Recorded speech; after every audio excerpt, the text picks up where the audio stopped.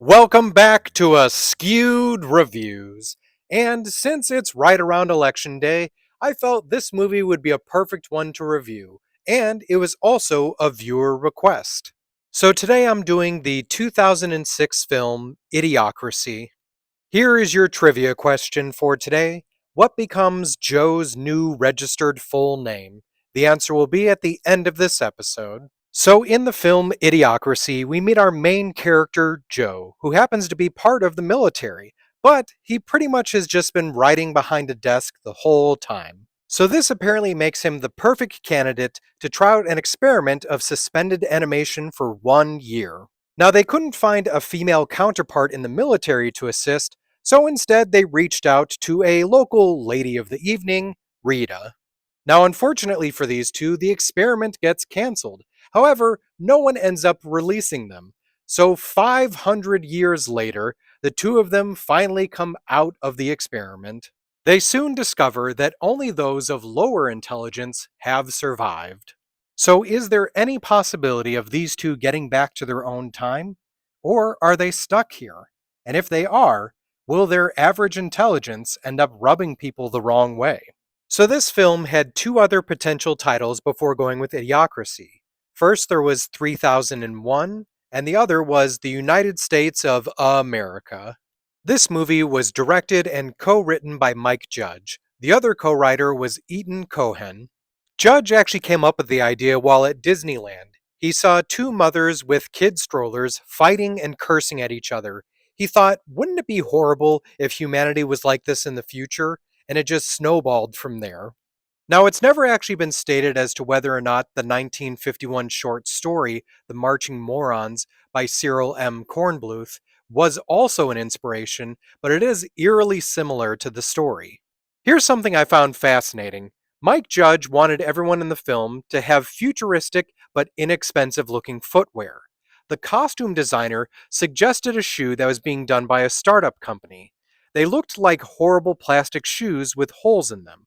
Judge said, what if people actually wear these at some point in the future? And they said back, no one would be caught dead in these.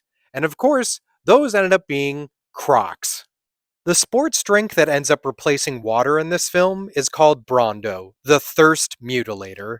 And technically, for a bit of brief marketing, they actually did release some of these as a drink. There's a joke in this film that the Cleavon family tree keeps expanding and expanding, and if you look carefully, you can see within that family tree are a dog, a chimpanzee, a goat, Donald Rumsfeld, George W. Bush, and Condoleezza Rice. But you will also notice another thing from one of Mike Judge's creations, both Hank and Bobby Hill from King of the Hill.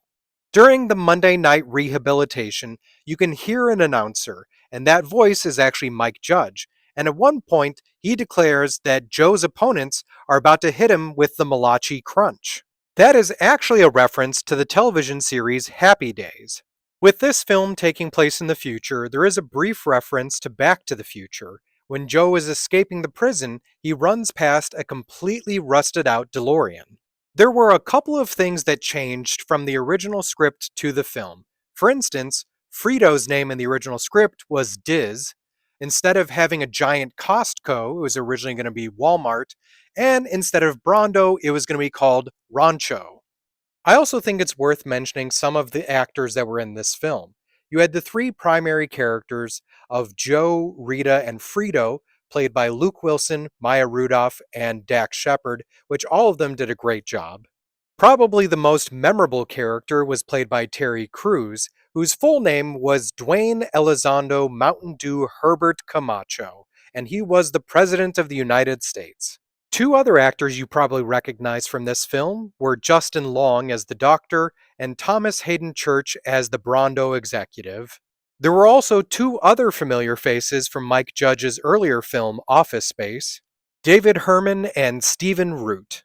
Also, speaking of Office Space, the character of Upgrade the Pimp was played by the rapper Scarface, who, if you didn't know, he and his group, the Ghetto Boys, wrote and performed many of the songs in the film Office Space.